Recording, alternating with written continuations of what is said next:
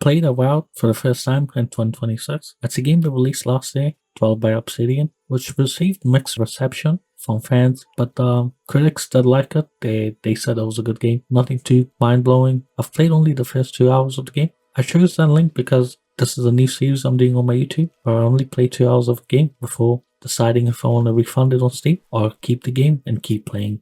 So, in this video, I'll go with the good, the bad, and moral opinion of the first 2 hours of the game. One thing I really liked was the art style. I know a lot of people didn't mess with it because they were expecting like a darker tone and a realistic aesthetics, but they went for like more of a fantasy one, a more like colorful one, which I really like. Because a lot of like I would say Western RPGs, they're like usually safe. It's usually like medieval with a bit of magic mixed into it. So I did like it was a bit wacky with the foliage with the trees and stuff, you know, and like kind of mushroom kind of like trees. Some of the animals they look kind of weird, wacky in a good way. But unfortunately they didn't go all the way into like the fancy elements. There's one thing I really don't like about like Western games or like fantasy. I've seen like East and the like JRPG in them is that they really play it safe. They don't go too wacky like over the top. Like the grass is always green. Why can't it be red? You know? And why can't it be blue? Because it's a fantasy world. Like why can't the trees be in the sky? The cloud like on the ground?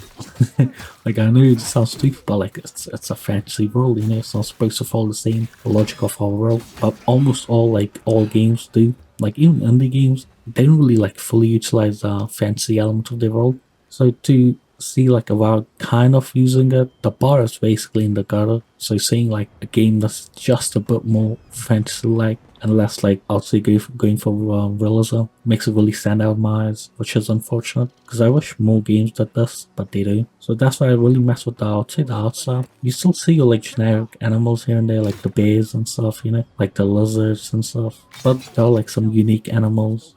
Even though it's like medieval, there's like a bit of other cultures kind of like mixed into it, so it makes like the setting stand out a bit more. So for me, I'll say like overall, the art style was like a big plus. The gameplay was another big plus that I really messed with, especially in the first 2 hours. What I could gauge was like the gameplay is gonna be the saving grace of this game. Because and the reviews when the game did come out, like a lot of people were praising the gameplay, and that was like really true. Again, if you've seen any of my other videos, I really like exploration. In a lot of games they don't really have it, so to see like a AAA game kind of encourage you to explore was like it was very weird, again in a good way. There's a lot of like obviously AAA games and stuff, they really don't have exploration in their games. Even if they do, they just like fake it. They copy paste the same content and kind of expect the audience to like eat it up. So to see like a game, especially like a new one, kind of like encourage the players to like go in and explore. It was really good and made me really happy. And in those 2 hours, I did waste a lot of time just like exploring and stuff, which I don't really mind. I would just get I'd say distracted. Like when they would give me a quest, I was like go off. Even though the game was an open world, it has like pretty big open area, so you can kind of like treat it as an open world. So there's like always something in every corner of the world, and because of that, I was getting distracted. I was platforming to get like chests and stuff, going to like caves and stuff, like find secret bosses that you can defeat and get like lower dumps here and there. There's a lot of things you can do in the open world that's not really, I'll say, marked on your map. You just have to like stumble onto them basically when you're exploring. The only negative point for the exploration would be the loot has like a shimmering sound, which kind of ruins the exploration because you're basically like following the sound rather than like actually exploring. So I'll say turn that off in the accessibility settings, which I didn't in the beginning when I was playing like the first 30-40 minutes of the game. But when I turned it off, it really like immerses you into the exploration. And then the combat was like another big plus for the gameplay. I was surprised how like smooth, responsive, punchy, and weighty it was. In this 2 hours, like I got to experience like I'll say 5 or 6 weapons. I started with like a spear, and then I got like a shield, and then I got like a sword and a shield. I got like a pistol. I got like and then I got like a gun, like assault rifle kind of gun, but like those old ones. I don't know what they called. And then I got a bow and arrow. Also got a wand, which I didn't use that much. So basically within 2 hours I got like experience a good amount of like different play styles of the game. There's 2 sets of weapons that you can switch between like really fast, which I really like because it gives you like options basically and stuff. It doesn't force you into one into one combat element, if that makes any sense. Like you're like free to choose anything.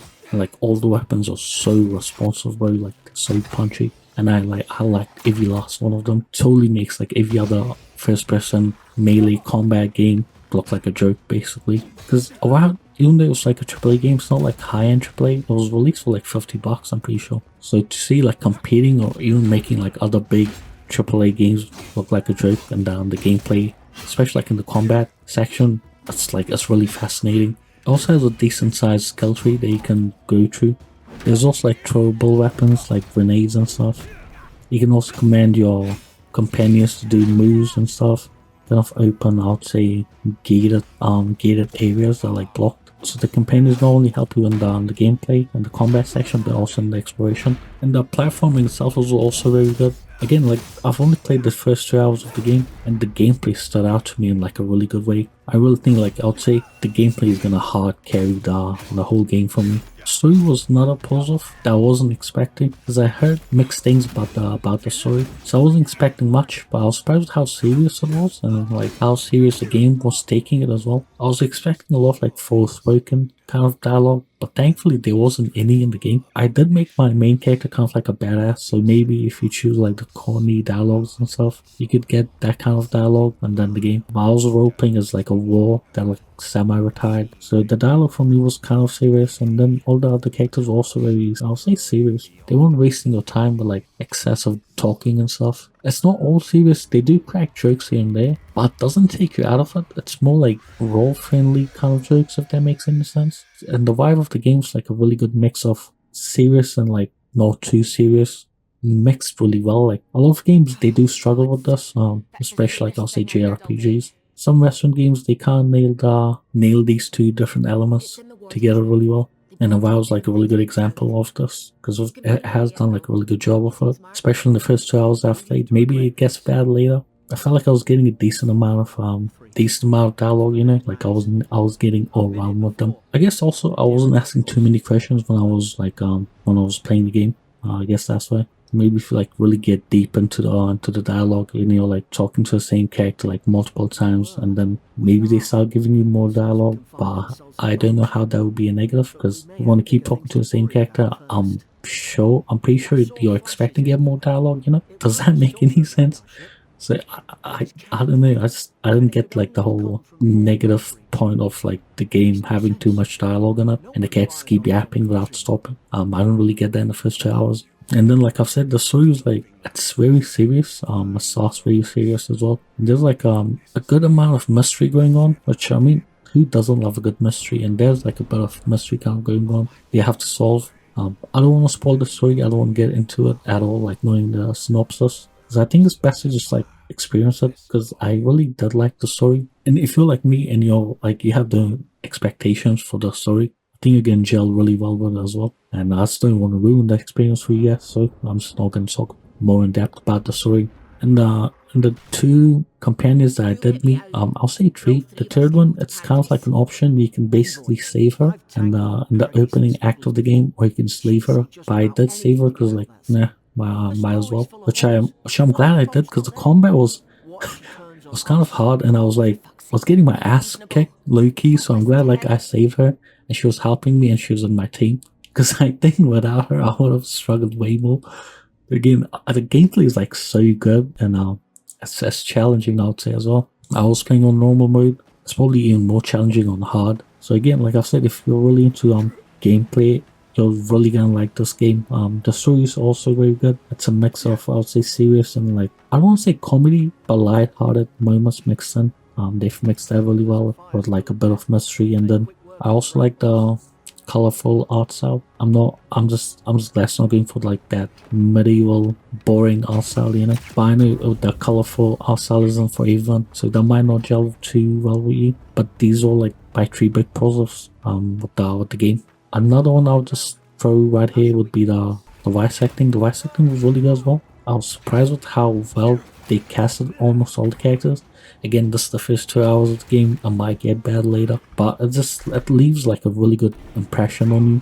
As first 2 hours like really good. As for the negative, I would say the biggest one being the price. Because I would say even $50 US is like too much for this game. Right now it's on sale for like 30% off. So it makes the price more bearable in my opinion. But I would just not recommend this game on full price. Maybe I might change my opinion after like fully playing the game. But the first 2 hours, it did leave a good impression on me. Again, it's not worth like I would say $50 because that's like a lot of money, low key. But if you do get it on sale, that's totally worth it. And then another negative would be the facial animation. Some of the guys are like really stuff and awkward looking. Then the other one's like so good. That's like it's so bizarre. Like your main companions, like the fish looking dude and this hairy looking dude that you get in like in the opening section of the game.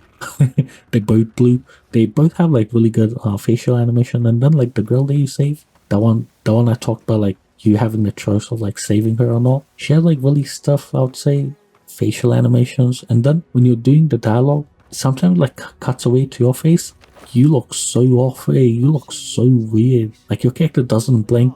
He doesn't even seem like he's breathing. He's just standing there like a PNG basically. The hair isn't moving, like your beard, nothing's moving. That seems so weird, and there's like no life in your eyes. So I just don't get like why they cut away to your face when we're doing like mid dialogue. It just like takes away from it. And then my third and biggest, I would say, complaint about this game would be the performance, especially on PC, because that's what I played on. There's a lot of like hitching and stuff. The opening section of the game is all good. It's just when you get to the semi-open world area, it starts like hitching really bad, and it's like so noticeable. So I had like download a mod, and then I had to do a bit of tinkering as well, and the NVIDIA control panel to get like to improve the performance for the game, which did help. There's still a bit of hitching, but it's not too in your face. It's not as noticeable. So if you're like playing on PC, watch out for that. You probably have to do a bit of work to get the game running. But yeah, other than that, I'd say it's a great game. I really enjoyed my first 2 hours with the game, and it was good enough that it made me want to keep the game rather than like refunding it, and it makes me want to fully play the game. So you expect like a full review when I'm finished with the game, and let me know in the comments down below if there's like any other games that you want to like try out. Kind of make a similar video to this one. I'm trying out like the first 2 hours of the game and then seeing if it's like worth keeping the game or like refunding it. Well, thank you for watching this video, leaving a like, comment, subscribe, would mean a lot. See you guys next time with another video.